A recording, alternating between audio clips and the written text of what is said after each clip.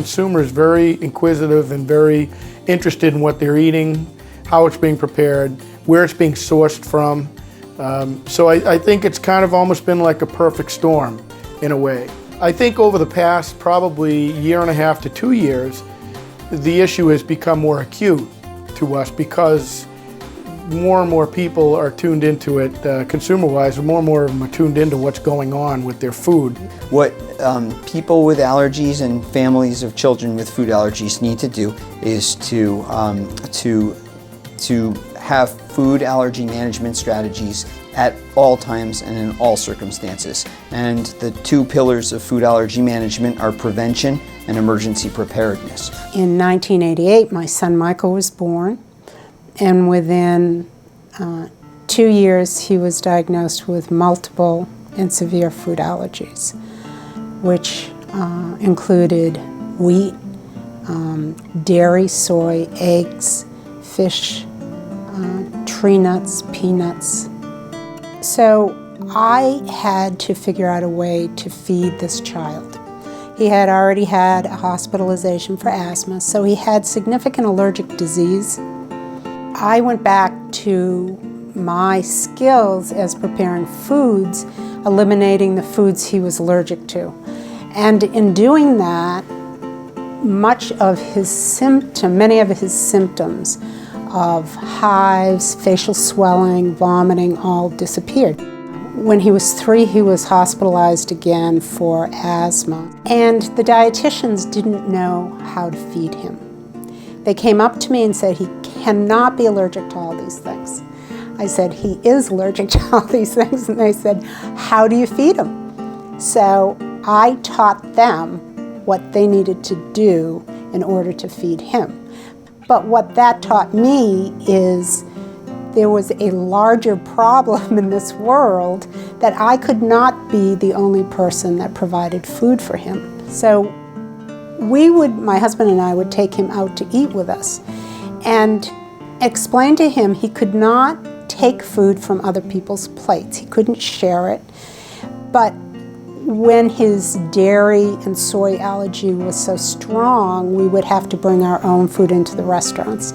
I didn't care. The nutrition was not what I was looking for him. It was the ability to get something in a restaurant that he could eat. I was in the restaurant business. I know this could be done. Fortunately, the restaurant industry is more aware that their customers have important food allergy needs. Proactive restaurateurs such as Jim O'Brien, owner of Jake's Seafood Restaurant and Market, understands customers with food allergies and why providing allergen-free food is important. I think probably the most important one to us is the 8-year-old boy from Cohasset, Mass, that his parents eat with us quite often. And we literally almost have to stop the kitchen for him because he's so allergic to so many items. To have an 8-year-old with the challenges that this young man has, and he's got a far tougher time than we do. We have to cook his food once. This poor kid deals with it every day. For him to go around and tell other people that Jake's is his favorite restaurant is a pretty cool thing. Even though some restaurateurs work hard to accommodate people with food allergies, consumers still must remain vigilant. When I was young, eating out in a restaurant was a luxury, but it is no longer a luxury. It is a necessity of life. But there needed to be strategies in place of how to manage this.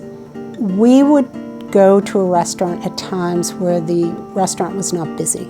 So I would not expect to be able to sit and have a conversation with someone at 6:30 on a Saturday night.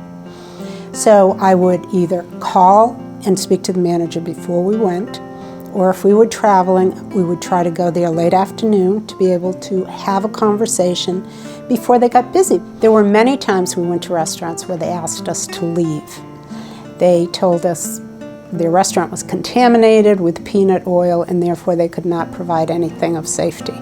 And, despite my sense of frustration, I always felt like it was a liability risk for the restaurant. So I certainly understand and respect where the concern may come from. But having a child with food allergies and having a food allergy myself, we have far more to lose, which could be our life, from what a restaurant or food establishment could lose. So we will be as upfront and honest and work with you as best we can to minimize the risk involved, to make it a positive experience, and we will reward you greatly, whether it be a great tip or a wonderful recommendation, or continue to go back and back, which is often what we do. We have a number of restaurants we just keep going back to because they do a great job, we feel comfortable. Over the past decades, improvements have been felt by families with food allergies. It's so hard for me to explain how far it has come over 20 years, from how we were treated 22 years ago to how it is now, where people will come out to you and say, oh, you have a food allergy, and I'm going to bring the manager out and you can talk to the chef. For parents, sending their children with food allergies to school can also be stressful, mainly due to the food safety issues. When he first went into first grade, the principal of the school told me that they would not be able to keep him safe in the cafeteria and he needed to eat his lunch in the nurse's office. That became unacceptable for him. So I would go in each morning after I would drop him off at school, and I would go into the cafeteria and I would check the ingredients on all their food products. I would identify what he could order for lunch, let him know so that he could then get a grilled cheese sandwich and sit and eat. For many children, food allergies continue through school into their college years. As children become young adults, changes in responsibility does occur. When he went away to college, all had to deal with other people preparing foods for him. So I have been on this journey of trying to make the food industry a safer place for him to be able to navigate and keep himself safe. He's had life-threatening reactions, almost died at one point, and that's what drove the point home of how serious his allergies were. I think it has taken the joy out of eating out. Food allergy advocacy groups have changed communication and awareness between food service operations and customers with food allergies. I know a lot of people, operators in the area, that are trying very, very hard. They need some guidance just like the rest of us do. But I'd love to be able to say that, he can go to 3 or 4 or 5 or 6 places in the area and get treated just as well. And it's not probably because these places don't want to accommodate them.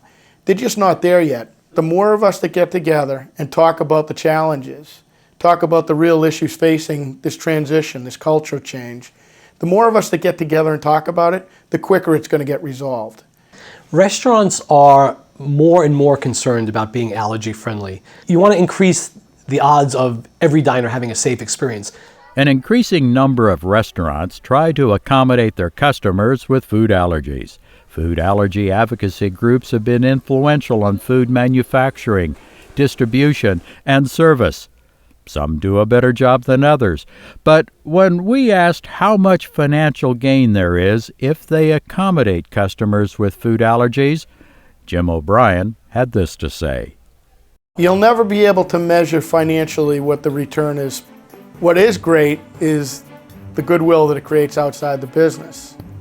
A lot of businesses may not want to talk about that, me included, because really the motivation for us is not only for the business, but to protect the customer. To provide allergen-free food to their customers, restaurateurs must understand what it takes to provide allergen-free meals. The first step is in eliminating food items that cause food allergies during the preparation phase.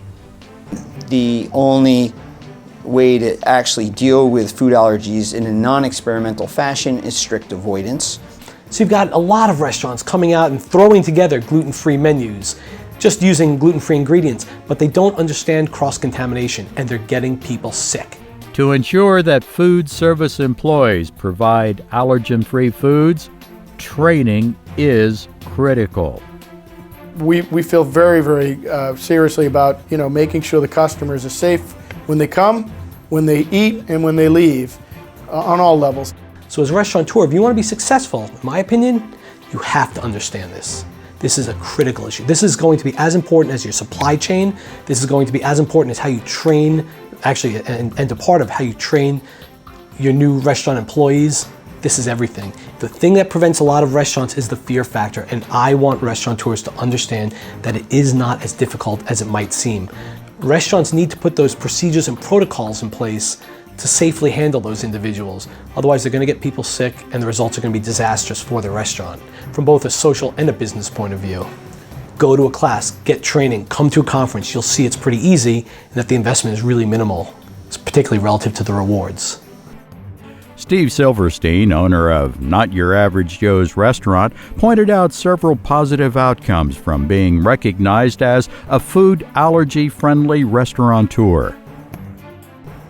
The guest comments are overwhelming, and I would say are heartwarming, because we often hear the stories of how I've never been able to take my son out for his birthday.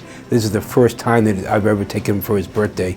You've changed our life. About 4% of our business is coming from allergies and intolerances, and it helps us overcome the veto vote, because you may have an allergy and the party that you're with decides to come to Not Your Average Joe's because they know that we can make you happy.